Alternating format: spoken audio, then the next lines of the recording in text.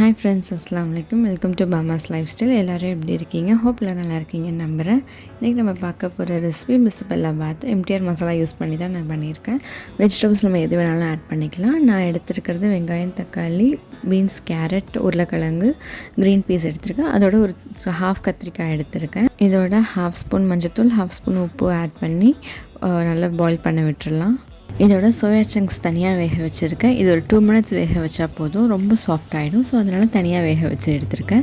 Next குக்கரில் 1.5 cup அரிசிக்கு 1 cup sambar பருப்பு ஆட் பண்ணி 2 to 3 விசில் விட்டு எடுத்துக்கலாம்.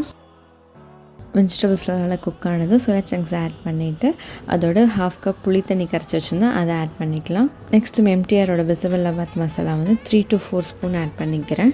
அதை ஆட் பண்ணிவிட்டு உப்பு செக் பண்ணிக்கோங்க. உப்பு வேணும்னா போட்டுட்டு நெக்ஸ்ட் நம்ம குக் பண்ணி வச்சுருந்த ரைஸ் அண்ட் பருப்பை ஆட் பண்ணி ஃபுல்லாக மிக்ஸ் பண்ணிக்கலாம்.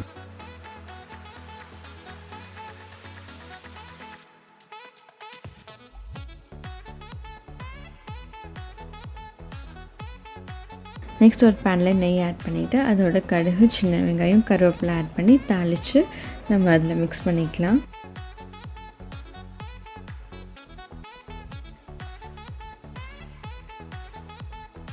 ஈஸி அண்ட் சிம்பிளான பிசபெல்ல பாத் ரெசிபி ரெடி ஆகிடுச்சு. வீட்டில் கண்டிப்பாக ட்ரை பண்ணி பாருங்கள். இதை ஹாட்டாக சர்வ் பண்ணால் நல்லாயிருக்கும்.